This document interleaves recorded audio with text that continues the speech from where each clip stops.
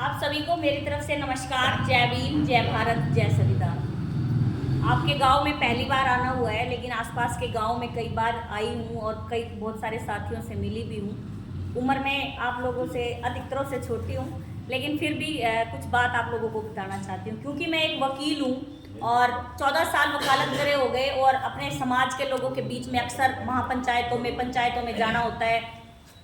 और शादी मेरी रोहतक में हुई थी, तो ये जो एरिया है रोहतक जी, दिसार, झज्जर, भिवानी, ये बहुत देखा हुआ सा मेरा एरिया है और मेरी भाषा भी शायद आप लोगों जैसी ही होगी। मैं आप लोगों को बताना चाहती हूँ कि ऐसी खाप महापंचायत बनाने की ज़रूरत क्यों पड़ी। आप लोगों ने बहुत सारी खाप महापंचायतों का जिक्र सुना, जो आपके आसपास तो बहुत सारी हैं, शायद गाँव में भी होंगी। लोगों ने अपने गोत्र की खापे बना रखी हैं। हमारे बहुत सारे ऐसे गोत्र हैं जो दूसरी खाप महापंचायतों से मैच होते हैं, लेकिन वहां पर हमारा जो एक वर्चस्व जिसको कहेंगे, जो मंच पर जगह देने की जब बारी आती है, तो हमारे व्यक्ति को कोई जगह नहीं मिलती उस मंच के ऊपर। किसी भी खाप महापंचायत के मंच पर अगर आप जाएंगे तो मेरे समाज का व्यक्ति ज्यादा से ज्यादा वहां पर दरी बिछाते हुए और पानी पिलाते हुए नजर आएगा। इससे ज्यादा हमारे को ना कोई भूमिका दी जाती है, ना ही हमें कोई काम दिया जाता। हम लोगों को बार बार ये जताया जाता है कि तो बैठ जाओ बच्चे। हम अगर किसी खाप महापंचायत के भीड़ में, झुंड में इकट्ठे होकर जाएंगे, तो जो सबसे पीछे की जो पंक्ति होगी वहां पर हमें जगह मिलती है। और ये बात मैंने निजी रूप से महसूस करी है, इसीलिए मैं आप लोगों को बता रही हूँ, क्योंकि मैंने बहुत सारी खाप महापंचायतें देखी हैं। हमारे समाज की कोई लड़की या कोई बहू नाराज होकर अपने घर चली जाए, तो उसको जाने के लिए भी शायद हमें किसी दूसरे खाप महापंचायत का सहारा लेना पड़ता है। हमारे से हमारे घर की बहू नहीं आती। हमें वो पगड़ीधारी लोग चाहिए जो हमारे समाज की बहू को जाके नुको कहेंगे, अगर चल बेटा कोई बात ना, मैं ले हूं इनकी जिम्मेवारी। मतलब हमारी जिम्मेवारी लेने के लिए भी कोई और व्यक्ति आएगा और हम जिम्मेवारी भी नहीं दे सकते अपने आदमी की। उस समय बाबूजी ये लगा कि कुछ ऐसी चीजें हैं। हालांकि बहुत सारे लोगों ने, जब मैं मिशन में, बाबा साहब अम्बेडकर के मिशन में जब मैं आई थी, जब 2018 में मैंने बाबा साहब अम्बेडकर को पढ़ा, लोगों से ही मैंने ये सुना कि बाबा साहब अम्बेडकर ने खाप महापंचायतों का विरोध किया। और मैं भी उसी भीड़ का एक हिस्सा थी। मैं भी नुया गया अगर की खाप महापंचायतों का बाबा साहब अम्बेडकर ने विरोध किया। लेकिन आपको बता दूं, जब बाबा साहब अम्बेडकर के बारे में पढ़ा, तब ये पता चला कि बाबा साहब अम्बेडकर ने किसी खाप महापंचायत का विरोध नहीं किया। उन्होंने केवल विचारधारा का विरोध किया। बाबा साहब अम्बेडकर के बारे में बहुत सारी राजनीतिक पार्टियों ने अलग अलग तरीके के विचार रखे। किसी ने कुछ कहा, किसी ने कुछ कहा, लेकिन फायदा किसका था वो दूसरों ने समझा, हमने नहीं समझा। आज हरियाणा में मैं आपको बता दूं, ऐसी ऐसी राजनीतिक पार्टियां हैं जिनकी संख्या हमारे मुकाबले कुछ भी नहीं है, जिसका परदादा भी मुख्यमंत्री था, जिसका पड़पोता भी मुख्यमंत्री है, और मारतनू कर रहे हैं। अब हम दलित समाज के साथ हैं। अभी मेरे भाई दिनेश ने आपको बताया कि सफीदो हल्का में 40,000 पॉपुलेशन है, और मैं आपको बता दूं पूरे हरियाणा में 80 लाख से ज्यादा पॉपुलेशन एससी समाज की है। और दूषण चौटाला 5 लाख वोट लेकर डिप्टी सीएम बन रहे हैं, सिर्फ 5 लाख, और हमारी जनसंख्या 80 लाख। आप ये सोचो, अगर हम 90% लोगों को छोड़ दें, जिनसे टांग चिपट रहे, जिनसे पार्टियां हम जा रहे हैं, जिनसे हमारी बुराई कर रहे हैं और हमारा तो कुछ नहीं करते, उन सबको छोड़ दो। केवल वो 10% लोग जो हाथ से हाथ पकड़ के मिला के आगे चलने का काम करेंगे, हम तब भी अपनी सरकार बना सकते हैं। लेकिन समझ में ही नहीं आती। हरियाणा के कितने ही गांव ऐसे हैं जहां पर 80% से ज्यादा जनसंख्या जो है वो एससी समाज की है, 80% से ज्यादा, लेकिन फिर भी 50-50 साल से जो सरपंची जो जारी है वो जर्नल उसमें जारी है। क्या कारण है? सिर्फ मानसिक सोच है कारण। आपका जो गांव है, जो इसका वार्ड था, उसमें पिछली बार जर्नल सीट के ऊपर एक भाई ने इलेक्शन लड़ा, तो आप ये देखो कि सोच थी जब पे तो लड़ा ना, और लड़ा तो जीता। अगर ना सोच बनावे, ना लड़े, तो जीतते भी नहीं। तो लड़ाई केवल सोच की हो रही है। और बाबा साहब अम्बेडकर के विचार और जो जातिवाद उनके साथ उस समय हुआ था, वो हमारे साथ थोड़ी हो रहा है। बाबा साहब अम्बेडकर को तो पानी भी नहीं पीने देते थे। हम तो बढ़िया बिस्लेरी का कैंपर आ रहे, हमारे तो पानी पीता है। यहाँ देख चौपाल में हमारे पास तो छत भी है। बाबा साहब अम्बेडकर के पास तो कुछ भी नहीं था। हम बाबा साहब अम्बेडकर के उस समय के बारे में ज्यादा चर्चा करते हैं जो उनके साथ हुआ, लेकिन उस चीज के बारे में चर्चा नहीं कर रहे। अब हम क्या करेंगे?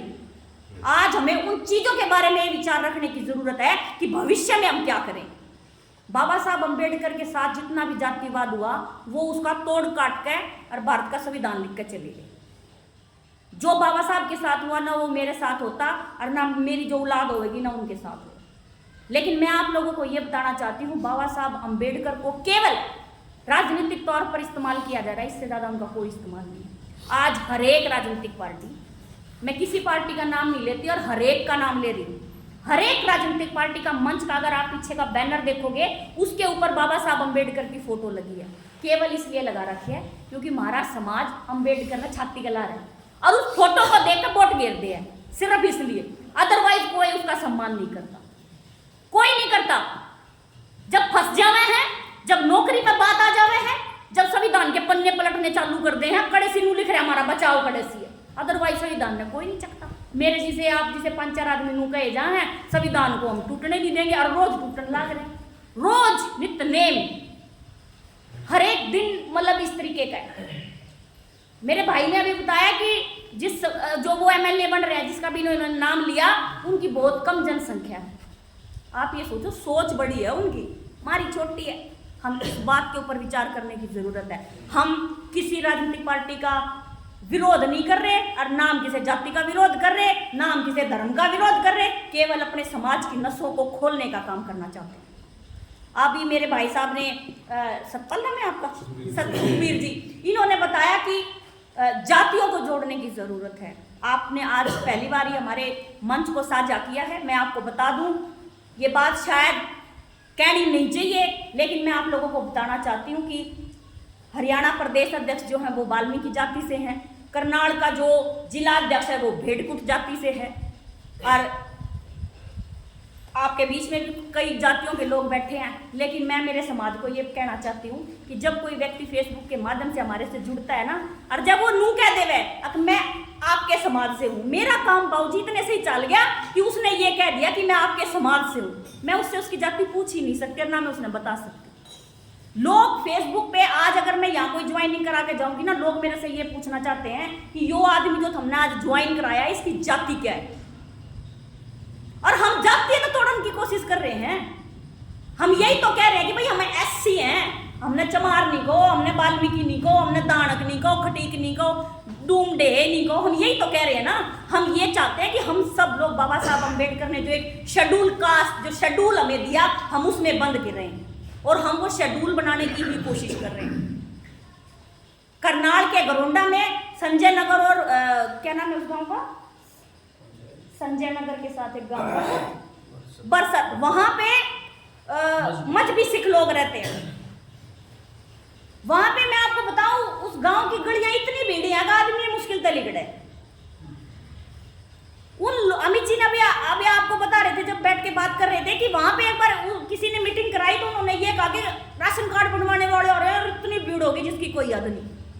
और मैंने उन समाज के लोगों को ये कहा कि कल आप डीसी ऑफिस आइएगा, हम आपको वहीं मिलेंगे और हम आपकी समस्या का समाधान करेंगे। एक भी नहीं आए। और वहाँ हमने टेंट भी लगवाया, हमने माइक भी लगवाया, हमने सब कुछ किया, क्योंकि दे आर मेंटली प्रिपेयर्ड कि हमें यही चाहिए सब कुछ। और मैं आपको बता दूं कि जब तक हम अपने घरों से बाहर नहीं निकलेंगे हमें कुछ नहीं मिलने का।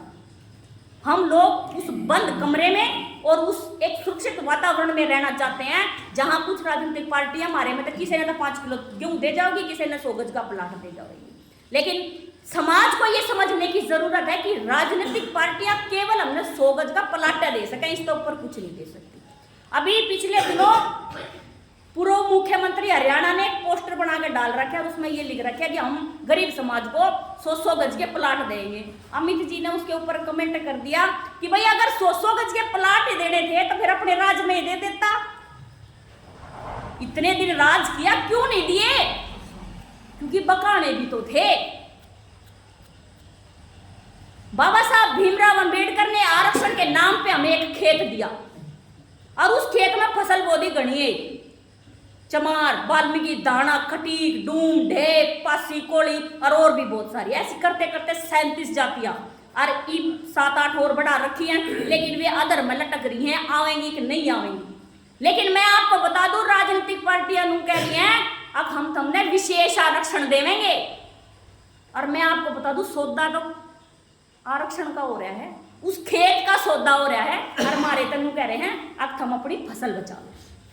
बाबूजी जिस दिन खेते चला गया उस दिन क्या करोगे? फसल का कड़े बोवेंगे और हम ये लड़ रहे। अभी आप लोगों ने देखा कि 30 अप्रैल को जींद में एक कार्यक्रम हुआ डीएससी के नाम से। एससी समाज के किसी व्यक्ति ने उस प्रोग्राम का विरोध नहीं किया, किसी ने विरोध नहीं किया। चलो भाई किसी ने कुछ अतिरिक्त मिलता हो तो ले लो, लेकिन समस्या जब बढ़ गई जब मंच पे अपने हक के लिए नहीं दूसरे के विरोध के लिए लोग उतर गए, जब वहां बात बिगड़ी।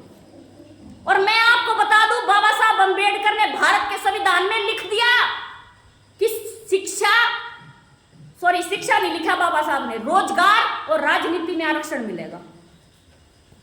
शिक्षा शब्द लिखना भूल गए थे बाबा साहब अंबेडकर, मुझे नहीं पता उसका क्या कारण था, जिसको बीजेपी सरकार ने शिक्षा में आरक्षण देकर लेवल पे कर दिया। और हम इस बात से एग्री हैं, शिक्षा में आरक्षण मिलना चाहिए, कोई दिक्कत नहीं है, सबको विशेष भी मिला है और अतिरिक्त भी मिला, चाहे किसी को कोई मिले। लेकिन समस्या जब बढ़ जाती है जब नौकरी निकले नहीं और मारतनु कहते हैं आरक्षण देंगे। 4,500 से ज्यादा पुलिस अधिकारियों की नौकरी इस समय हाईकोर्ट में अटक रही है। हो सकता है 2023 खत्म होने से पहले उन सब लोगों को निकाल कर बाहर फेंकेंगे, और उसमें सबसे ज्यादा लोग हमारे लगे हुए। कुछ लोग जनरल सीट पर लाग रहे हैं, कुछ रिजर्व सीट पर लाग रहे हैं। सरकारें अपनी दी हुई नौकरियों तक भी अपने आप को रोक नहीं पा रही, और हम आरक्षण के लिए आपस में लड़े जा रहे हैं। आप ये सोचो, ये जो मौजूदा सरकार है इसने कितने सारे वादे किए थे, क्या एक भी पूरा हो गया? पूरा तो एक भी नहीं होया। और उससे पहले की जो सरकारें थी उनके कौन से वादे पूरे हो गए? लेकिन हम लोग कह रहे हैं भिड़ने वाले जो मुद्दे हैं हम उनके ऊपर ज्यादा सक्रिय हैं। अब अगले साल चुनाव है, नौकरी लिखड़ेंगी दबा के, जैसे पिछले 5 साल पहले निकली थी, दबा के नौकरी लिखड़ेंगी। और फिर अगले 5 साल उसके लिए हम हाईकोर्ट में लड़ाएंगे, अगर भैया नौकरी टकेगी कि ना टकेगी, लगेगी कि ना लगेगी। कितनी बार ऐसे हुआ? जिस समय चौटाला साहब की सरकार थी और कांग्रेस आई, आते ही से चौटाला के लागे थे हमारे बार देखे, फिर दोबारा कांग्रेस गई, बीजेपी आई, उन्हें हमारे बार देखे। तो ये तो इनके ड्रामे हैं और हम इन ड्रामों को समझ नहीं पा रहे। और मैं निजी रूप से मेरे समाज को यह समझाना चाहती हूं कि शिक्षा प्राप्त करके नौकरी प्राप्त करना ही एक उद्देश्य नहीं है। आप बिजनेस की तरफ अपने ध्यान को आकर्षित कीजिए, वो हमारे लिए ज्यादा बेहतर अपॉर्चुनिटी है। हम अपने मंचों पे ये कहते हैं कि हम इस देश के मूल निवासी हैं। और मैं आपको बता दूं, एक कौम थी पंजाबी खत्री जो पाकिस्तान से भारत में आई थी, 2 में सरकार बना गए, और इतने से हैं गिनती के, और 2 बार सरकार जो खट्टर साहब बन रहे हैं। और हम ये कह रहे हैं हम इस देश के मूल निवासी हैं, कक्खा पल्ले नहीं है हमारे, क्योंकि हमारी सोच नहीं है। और मैं आपको बता दूं, पंजाबी खत्री का शायद कोई बालक नौकरी पेशे में होगा, लेकिन हमारे से बेहतर नौकरी वो लोग कर रहे हैं, क्योंकि हमारी सोच विकसित नहीं हो पा रही।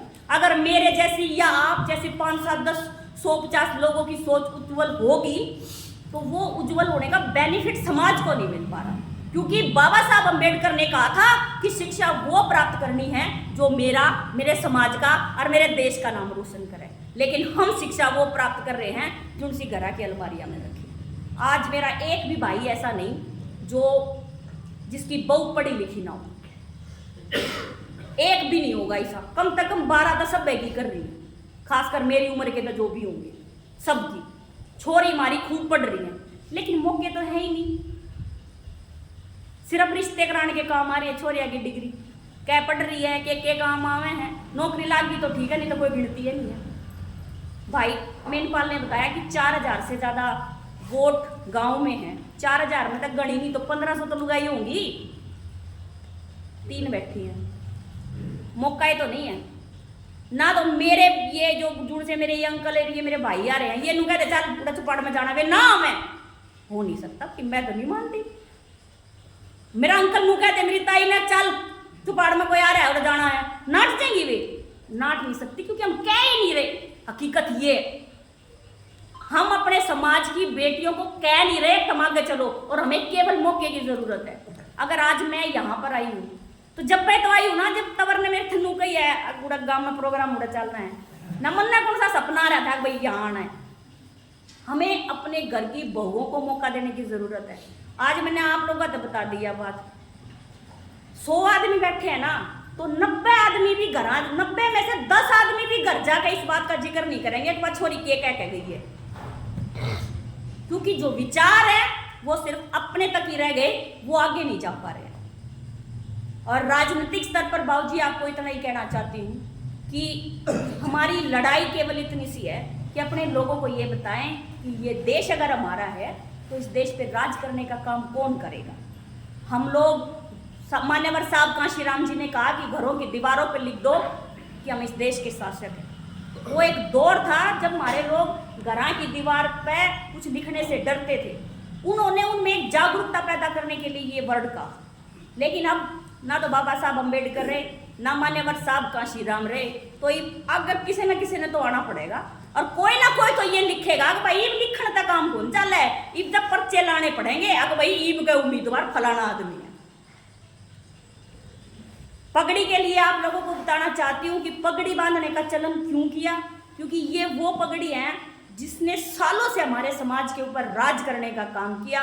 वो लोग जो हमारे, जिनके गोड्डा का पाया का मात लाया करते, चाचा चलिए हमारी पंचायत में हमारी बहू ने लुआ लिया, हमारी छोरी ने छुड़वाया, और इस तरीके तक कर, तो इस पगड़ी की एक बहुत ज़्यादा वैल्यू होती थी। और ये बाबूजी ने अभी आपके सामने, आवाज सिंह जी ने बताया कि पूरे मंडी में नू हुई थी, आज भराना कड़ा जावेगा यो। तो बाबूजी कॉन्सेप्ट को समझने की ज़रूरत है, हालात को समझने की ज़रूरत है कि कुछ चीज़ें दिखावे के लिए की जाती। आज दिल्ली में जंतर मंतर पर वो लड़कियां बैठी हैं पहलवान, सारी खाप महापंचायतें पहुंच रही है ना, किसी का नाम नहीं है वहाँ, वहाँ नाम केवल एक है, खाप महापंचायतें पहुंच रही हैं, खाप महापंचायतें पहुंच रही हैं। पहुंचते राजनीतिक पार्टी वाले भी रहे हैं, पर उनके नाम नहीं है, खाप महापंचायतें पहुंच रही हैं। आप लोगों को बताना चाहती हूँ कि खाप महापंचायतें जितनी भी रही, उन लोगों ने सामाजिक स्तर पर लोगों को इकट्ठा करने का, जोड़ कर रखने का काम करा, और राजनेताओं को राज कराने का काम किया। हर एक खाप महापंचायत, कई खाप महापंचायत तो है तो इतनी मजबूत बनी हरियाणा में, जिन्होंने अपने एमएलए तक भी बना लिए। हमारे समाज ने पहली बार जब हमने खाप महापंचायत बनाई, अमित तंवर जी का विरोध करने वाली सबसे पहले मैं थी। मैंने ये कहा मगर हमारे बस की गोली मगर रहने में, लेकिन इनकी लगन थी, इन्होंने ये जताया कि सोनिया एक बार कोशिश करके देखते हैं, जरूर कुछ ना कुछ हल मिलेगा। मेरे भाई साहब ने, सुखबीर जी ने कहा कि गांव के हर एक व्यक्ति को समझाने की जरूरत है। मैं आपको एक बात बताना चाहती हूँ, आज मेनपाल जी के माध्यम से मैं इन 100 लोगों से मिल पाई। मैं तो 1000 तक भी लड़ने तैयार थी, मैं कोई नाटू थोड़ी थी कोई, मैं नहीं मिलती। लेकिन बाबूजी, एक अनजान गांव में घुसने के लिए आपको किसी एक व्यक्ति के हाथ की जरूरत पड़ेगी, जो आपने गांव के भीतर ले जावे। नू तो जब मैं कल इस गांव में घूम जाऊं तो कोई नू कहता नाचा नाली आ रही है, फलानी आ रही है, ना मंगन नाली आ रही है। आप ये भी सोचो कि कोई ना घर में पड़न देता, 6 बार नू पूछेंगे कितना ही है, मन मन नू भी कहेंगे अपना आधार कार्ड दिखा, वोट कार्ड दिखा। किसी के घर में घुसना आसान नहीं है। कोई एक व्यक्ति हमेशा माध्यम बनता है, और उसी माध्यम से आज इस चुपाड़ में खड़े हैं और आपके बीच में विचार रख रहे हैं। और विश्वास करने के अलावा हमारे पास और कोई विकल्प नहीं है। हमने हजारों सालों से दूसरे लोगों के ऊपर विश्वास किया। इस बार मेरा आपसे निवेदन है कि अपने बच्चों पर यकीन कीजिएगा। आपने समाज को और अपने इस पूरे वर्ग को एक मुकाम देने का हमारा प्रयास है। आप सब लोगों ने मुझे सुना, उसके लिए बहुत बहुत शुक्रिया। जय भीम, जय भारत, जय हिंद। धन्यवाद।